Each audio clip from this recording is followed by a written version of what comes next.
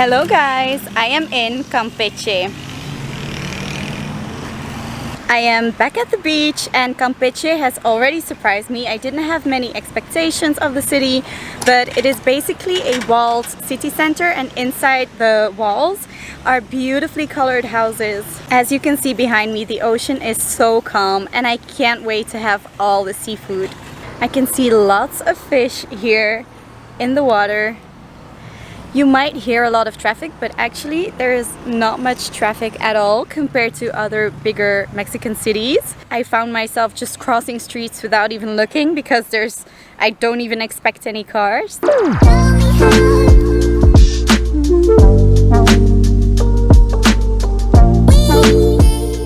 In the city center you have two main areas.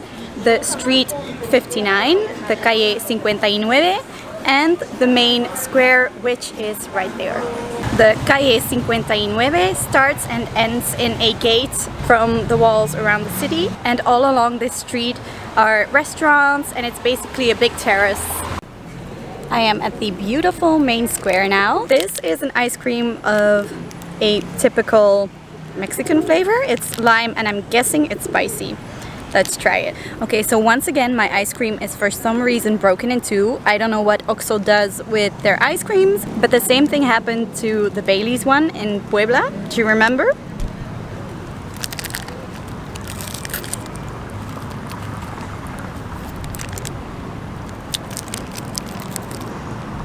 Oh yeah, the spice is hitting me. It's good though, I really like spicy and sour. It is now past 6 p.m. and finally it has cooled down enough for me to go and walk on the city wall. And also I'm going to see if I can book a tour, or at least the transportation to the ruins of Edzna, which I want to visit tomorrow early in the morning. I could honestly keep taking pictures of every single street, left, right, just unbelievable.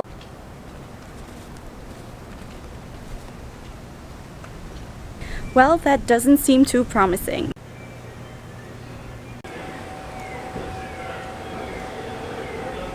But yeah, obviously this is closed, so we will have to come back another time to walk on the wall when it's a lot hotter. I honestly think that Campeche is one of the most underrated cities in Mexico. It is so beautiful, but so unknown. Not many people actually visit it. Okay, so mission not accomplished because I didn't find the collectivo service. After dinner I'll just do some more research on that and see how I can get there tomorrow with the collectivos. Now I'm on my way to have dinner and I think I'm going to have a tamarind margarita and some of the local delicacy, panuchos. Panuchos are also tortillas with fried beans and whatever you want on top. I then had another sangria and the table was so high that I didn't even have to lift it up to drink from it. Alright, I have made it to Edzna and here I will be visiting the ruins, and these are said to be some of the most underrated and least visited ruins in Mexico. So it's really supposed to be worth a visit, so I'm very curious to see. Eventually I did end up taking the collectivo from the point that I was on yesterday. I got there a bit past 9, I think it was 10 past 9, and I waited for 40 minutes for the collectivo to fill up. And now we've driven for about an hour from the city and we have arrived. I'm all alone here. There's two more girls, but they are behind me. I love that the grass isn't too long because we all know what happened at Yaxchilan. And I don't want to be walking around on eggshells waiting to encounter a snake. Like, at least if there is one, I can see it from afar. The collectivo here costs 45 pesos, which is maybe not even 2 euros. And the entrance was 65. The drive back will be 45 again. So that means that for 150 pesos, which is maybe 5 euros, you can visit this place. You could get a guide, but since I'm alone, it would have been 400, which is too much for me alone. But I do wish that they had some explanations at the buildings itself to tell you what they are.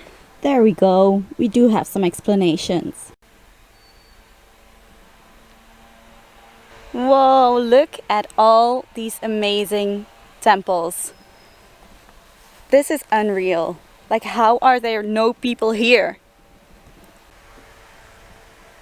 This was a field where they played a ball game. This was with a rubber ball, so it was very heavy, and I believe both the winners and the losers were sacrificed. It was a privilege. This temple has a little roof over its head because of these decorations. You can still see the paint on them, and they are made from a certain plaster-like material, which not often has been preserved when remains were found. Also, can you see like how much I'm sweating? If you wonder like, oh Sarah, your hair is up. I've never seen you with your hair up, which is what most of my best friends would say. It's only when I'm desperate. I've also just spotted a friend who was kindly saying hi to me like this. As long as it's iguanas or lizards or a lot of crickets, I'm fine with that. When I'm off screen, oh my gosh, I can't take myself seriously like this. Anyway, when I'm off screen, I upgrade the look to this. By the way, my back is the only thing I didn't put sunscreen on. I'm regretting that now. I just learned something new, thought I might share it with you guys. So the most important buildings of the Mayans are always in the east, because that's the most important direction, since that's where the sun comes up every single day.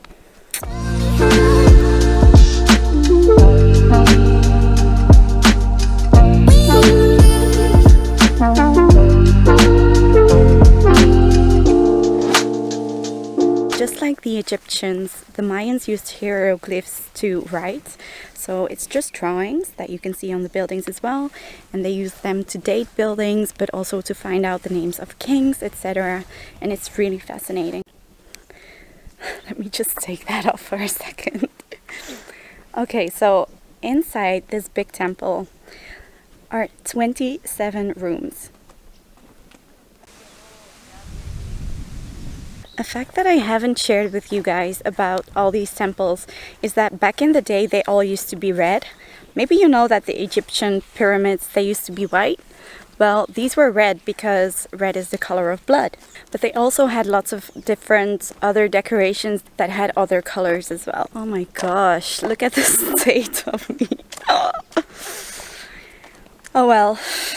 There are so many of these giant lizards here. I think they are iguanas, so correct me if I'm wrong.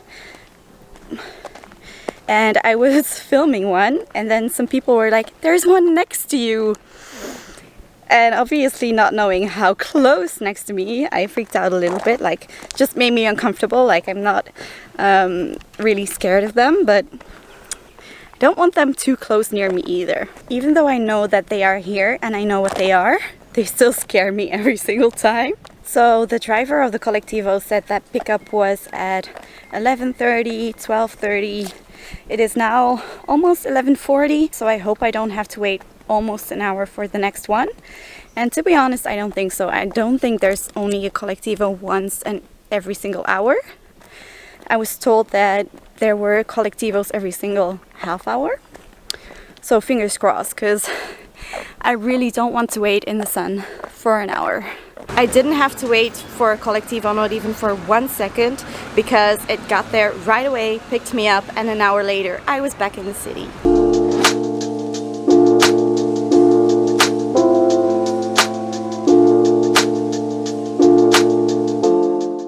So yesterday I had the Panuchos at this restaurant, and tonight I am having the coconut shrimp at this restaurant. I know, I've had plenty of coconut shrimp already, but it's special from here. Another very typical regional dish kind of always includes a kind of shark, and those are my favorite animals. I'm very much against shark fishing, so I won't be trying that one. I am en route with the little tram, and now we are in front of the church where the Black Christ is hanging, and that Christ came here by ship and it saved the ship from a shipwreck in a storm, and that's basically the story.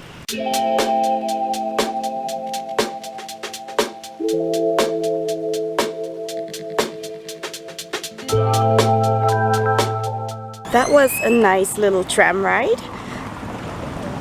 They do give you quite a lot of explanations, and I learned that the walls around the city were built against pirates because Campeche was terrorized by pirates. So that's interesting.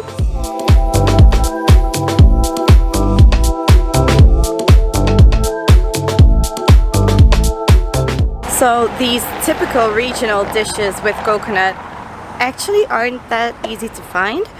I wanted to try the coconut cake, but it wasn't a normal coconut cake, so I had a Ferrero Rocher one instead. Yesterday the shrimp also weren't coated with coconut, so I don't know. That's it, guys. I hope you enjoyed Campeche as much as I did. It really surprised me, both the city itself and the ruins, so definitely consider coming here if you are going to Yucatan as well. I stayed at RR Hostel, which is really great. It's really small. It only has 6 beds, and the owner is great, and there is breakfast included, and it's really cozy. Make sure you subscribe and ring the bell notification so that you don't miss any of my next Mexico videos. Next, I'm going to Mérida, which I'm so looking forward to. They say they have the best food in all of Mexico, and obviously it's Yucatan, so I will be able to visit so many sites around Mérida. I'm going on so many excursions, and I honestly can't wait to take you guys along. So definitely subscribe, and I hope to see you in the next video. Bye!